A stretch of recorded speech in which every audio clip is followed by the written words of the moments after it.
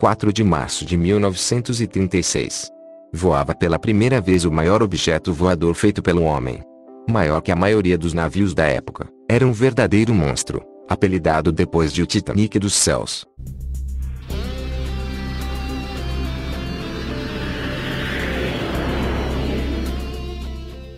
A palavra Zeppelin acabou virando praticamente um sinônimo de dirigível. Um dirigível é basicamente um balão, cheio de gás, que pode ser guiado. O que poucos sabem é que Ferdinand von Zeppelin foi um conde alemão que trabalhava em protótipos de dirigíveis desde o início do século XX.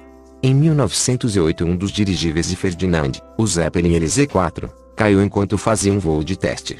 Isso incrivelmente ajudou bastante, pois depois desse acidente o conde recebeu inúmeras doações do povo, chegando a arrecadar mais de 6 milhões de marcos alemães, o que o ajudou a criar sua própria empresa, a Luftwaffe Zeppelin GmbH. Em 1929, a companhia propôs a criação de um grande dirigível que seria o LZ-128.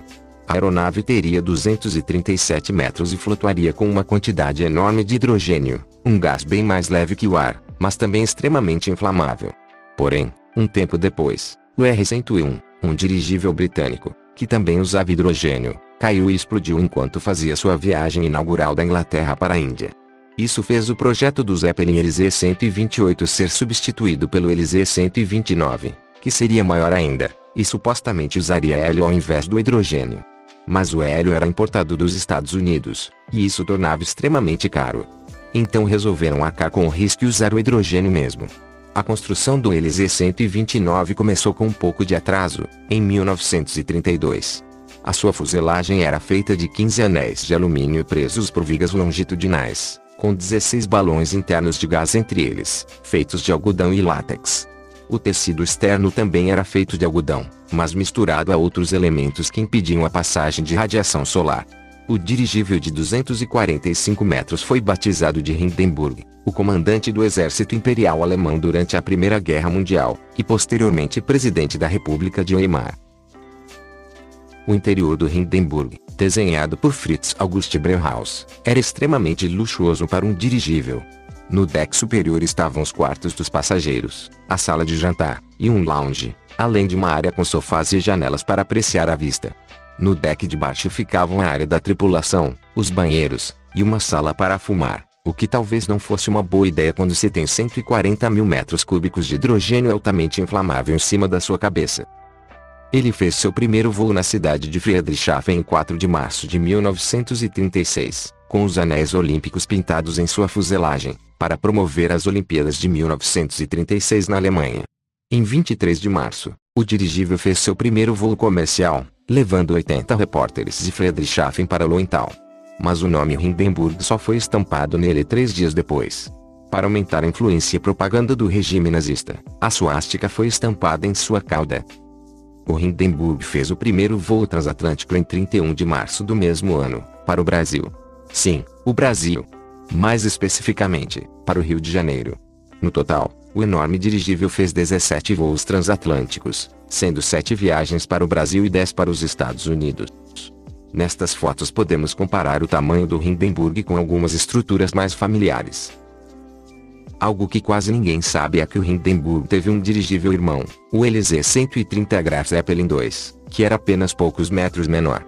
O último voo do LZ-130 foi bem sucedido e ele foi desmontado e sucateado. Já o Hindenburg teve um fim trágico que seria mundialmente conhecido. No dia 3 de maio de 1937, ele saiu de Frankfurt com destino a Lakehurst, um pequeno distrito localizado no estado de Nova Jersey, nos Estados Unidos. Apesar de ventos fortes e algumas tempestades, o voo correu bem. Porém, quando ele estava prestes a ancorar, a parte de trás do dirigível se incendiou rapidamente. Logo depois, o Hindenburg estava completamente em chamas.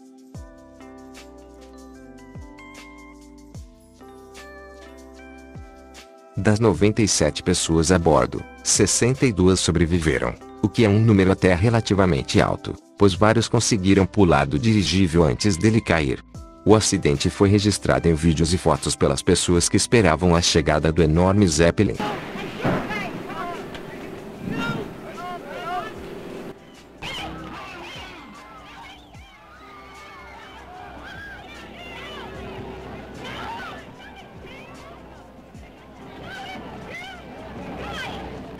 causa das chamas é discutida até hoje. Alguns acreditam que tenha sido um rompimento de um bolsão de gás. Alguns acham que foi por causa da energia eletrostática da tempestade que ocorrera um tempo antes, e outros acreditam até em sabotagem. Mas a hipótese mais aceita é de que ocorreu um vazamento de hidrogênio na popa do Hindenburg, e uma centelha acidental iniciou o incêndio. O LZ-129 Hindenburg deixou seu legado como o maior objeto voador já construído, e provavelmente permanecerá com esse título por algum tempo, já que, depois disso, a fabricação de balões dirigíveis não era mais viável, levando em consideração os riscos e os custos. Hoje, a indústria de dirigíveis se resume a pequenos balões usados como método de propaganda, como por exemplo os da Goodyear, fabricante estadunidense de pneus. Então é isso. Espero que tenham aprendido algo novo sobre o Hindenburg. Se quiser, se inscreva. Um abraço e fui.